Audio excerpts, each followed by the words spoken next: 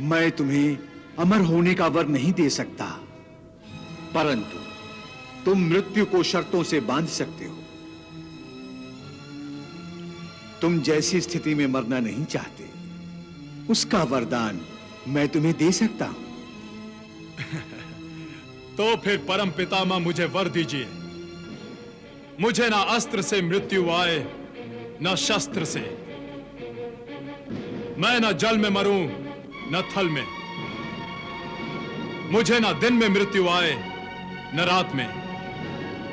मैं न घर के अंदर मरूं, न घर के बाहर।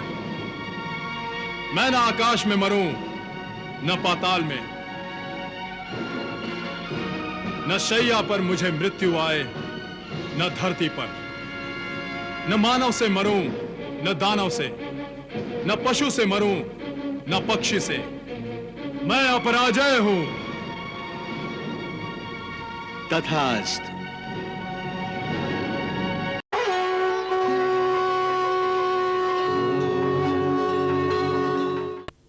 गुरुदेव, 8 वर्ष तक प्रहलाद को जो शिक्षा आपने देनी थी वो अब पूरी हो गई।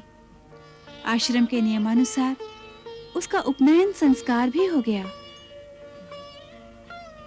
अब मेरी ये इच्छा है गुरुदेव कि प्रहलाद असुरों के संस्कारों को ग्रहण करते हुए राजकुमारों की शिक्षा लेना आरंभ करे। गुरु शुक्राचार्य के तपोवन जाने के पश्चात तुम भय मुक्त हो गई हो, परंतु आज भी प्रहलाद इस आश्रम के बाहर सुरक्षित नहीं है। तुम अपने पति असुरेश्वर हिरण्यकश्यपु की प्रतीक्षा करो। मैं देख रहा हूं, असुरेश्वर की तपस्या में अब देर नहीं है। ओम ब्रह्मणे नमः। ओम ब्रह्मणे नमः। ओम ब्रह्मणे नमः। ओम ब्रह्मणे नमः।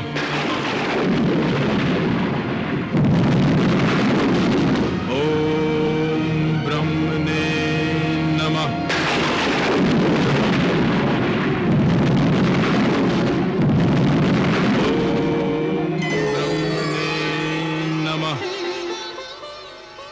आंखें खोलो असुर श्रेष्ठ।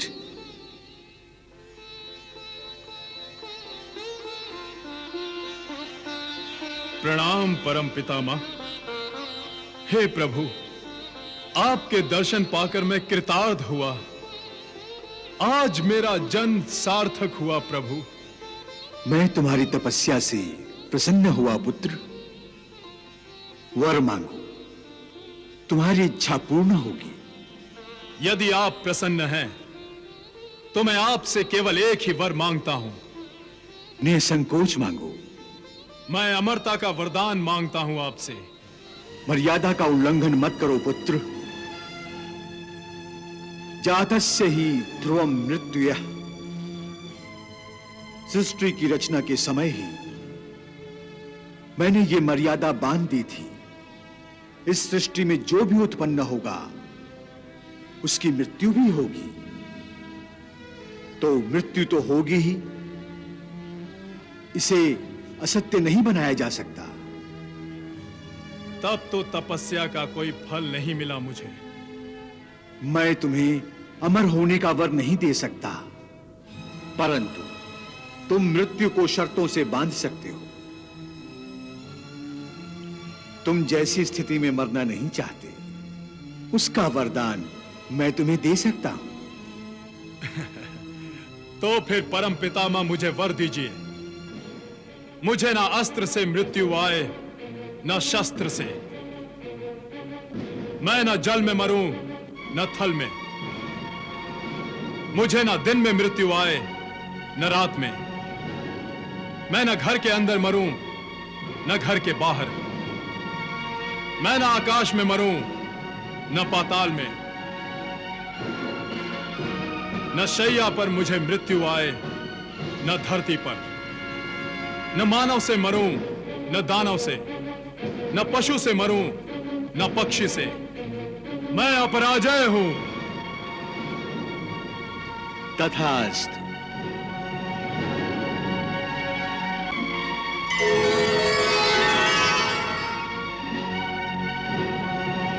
गुरुदेव, मैं अमर हो गया, मैं अमर हो गया।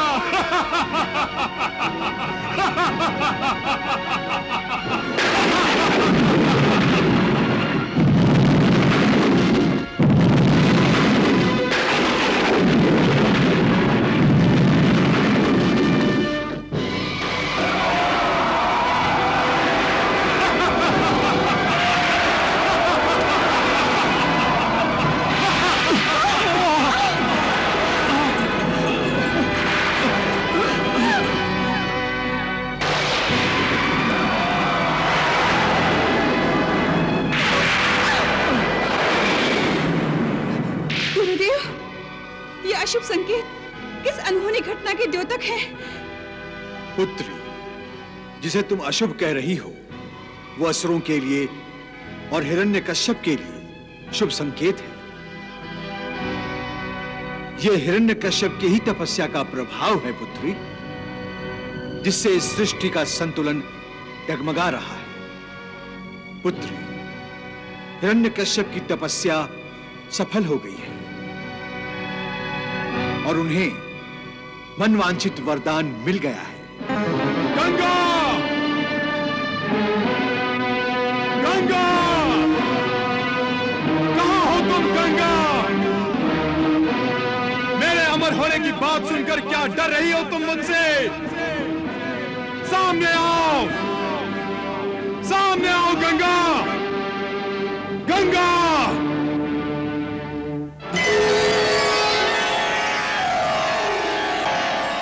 वत्स, बड़े प्रसन्न दिखाई दे रहे हो। प्रसन्न? मेरी तपस्या सफल हो गई गंगा, मेरी तपस्या सफल हो गई। अब तुम मेरे साथ असुरलोक चलने की तैयारी करो। हे असुरराज, तुम्हारी सफलता की खुशी है मुझे, परंतु तुम्हारी तपस्या में स्वार्थ निहित था, इसका मुझे दुख भी है वत्स।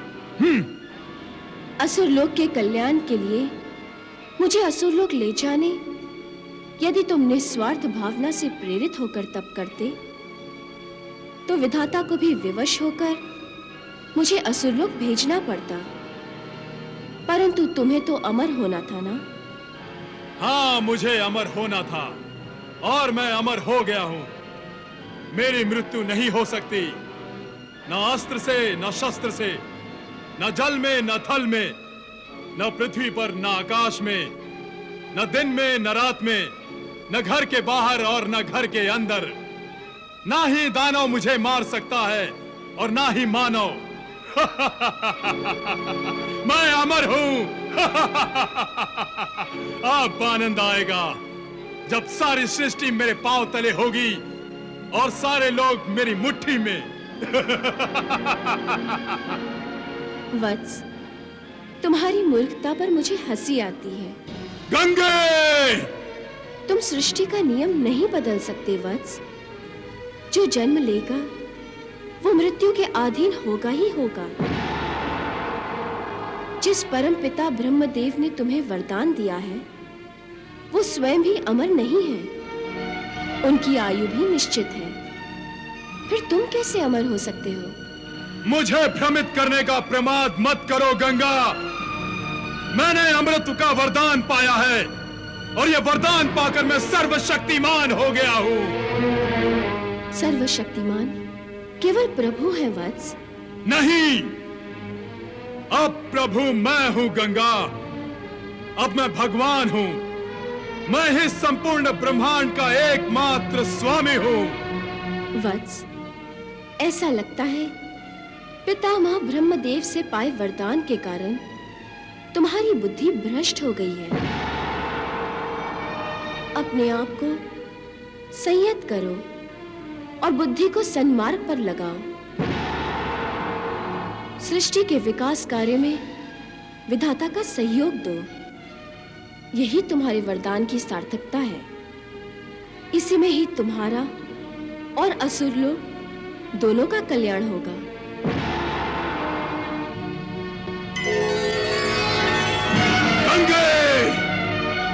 तुम और कितने दिन मुझसे छिप सकती हो? मैं शीघ्र ही तुम्हें असुरलोक ले जाऊंगा। यह मृत्युंजय हिरण्यकश्यप की चेतावनी है। माताश्री, माताश्री।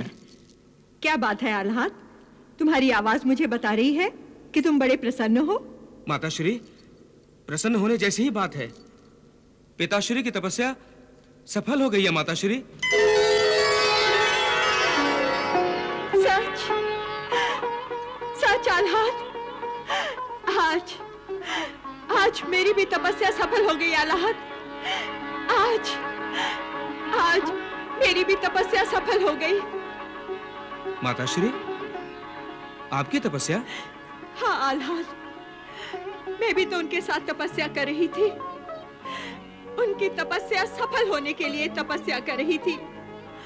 अपने सौभाग्य की रक्षा के लिए तपस्या कर रही थी। जाओ आल्हाद, जाओ। तुम्हारे पिताश्री किसी भी पल असुरलोक में आ जाएंगे। उनके स्वागत की तैयारियां करो। सारे राजभवन को फूलों से और पताकाओं से सजा दो। पूरी नगरी को सुशोभित कर दो। जाओ आल्हाद, जाओ। और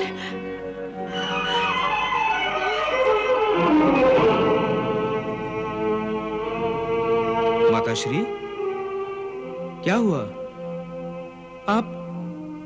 आप अचानक इतनी उदास क्यों हो गई?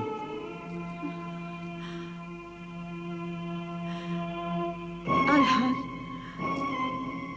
यदि तुम्हारे पिताश्री ने तुम्हारी छोटी माँ और प्रहलाद के बारे में पूछा तो हम उन्हें क्या उत्तर देंगे?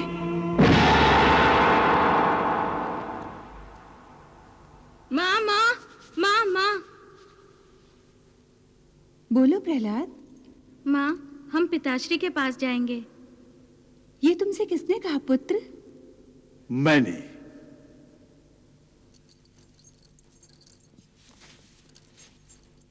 मैंने कहा था ना तुम्हें, जैसे ही सुरेश्वर असुर लोग पहुंचेंगे मैं तुम्हें तुम्हारे ससुराल पहुंचा दूंगा।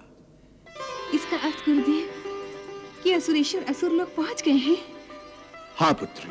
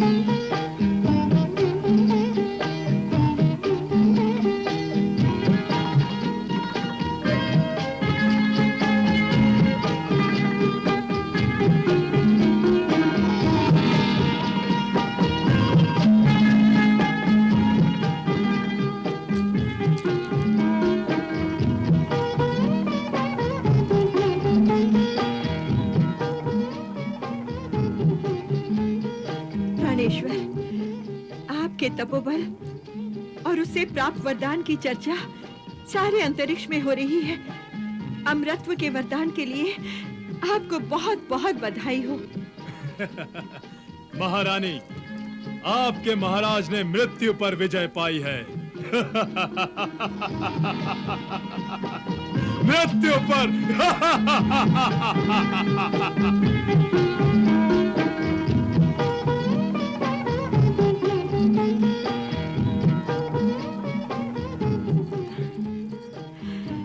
आइए महाराज, आइए, पधारिए। महाराज, इतने दिनों के बाद आपको देखकर मेरी आंखें धन्य हो गई हैं महाराज। आपके तेजस्वी मुखारबिंद को देखकर मेरा रोम रोम पुलकित हो गया है महाराज। सच? हाँ महाराज, ऐसा लग रहा है कि जैसे आपके लौट आने से मेरी आत्मा मेरे शरीर में लौट आई है। आपके जाने से मेरे समेत इस राजमहल के सभी पदार्थ जैसे जड़ से हो गए थे। आपने आकर हमें फिर से चेतन कर दिया है महाराज। हम आपके हृदय से आभारी हैं महाराज। हमारे आते ही आपने आभार का भार हम पर डाल दिया।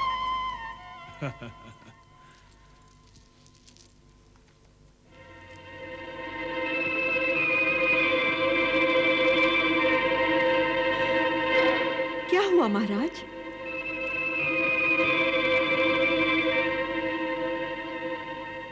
हमारी कयाधु दिखाई नहीं दे रही।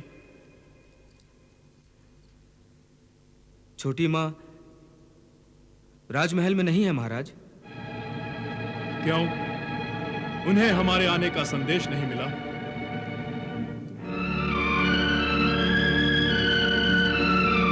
युवराज। जी महाराज। रानी कयाधु को हमारे आने का संदेश दिया गया या नहीं?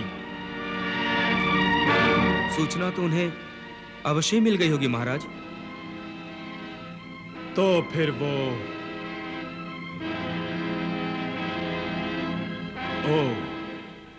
हमारी अनुपस्थिति में उदास होकर अवश्य ही वो अपने माता पिता के पास नागलोक चली गई होगी।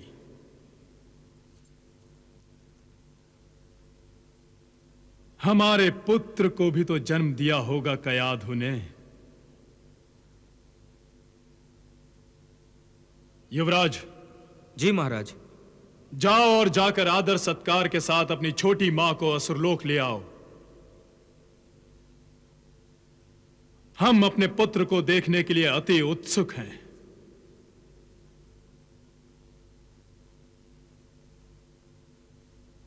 तुमने सुना नहीं युवराज? महाराज, कयाधु नागलोक में नहीं है। क्या? आप कक्ष में चलिए, हम आपको बताते हैं कि आपकी अनुपस्थिति में यहाँ क्या क्या हुआ है।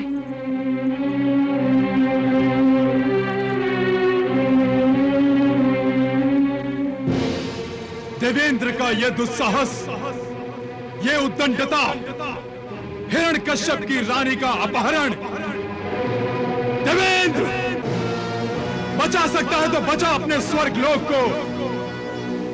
अमरता का वरदान पाया हुआ हिरण्यकश्यप तुझे तेरे किए हुए अपराध का दंड देने आ रहा है।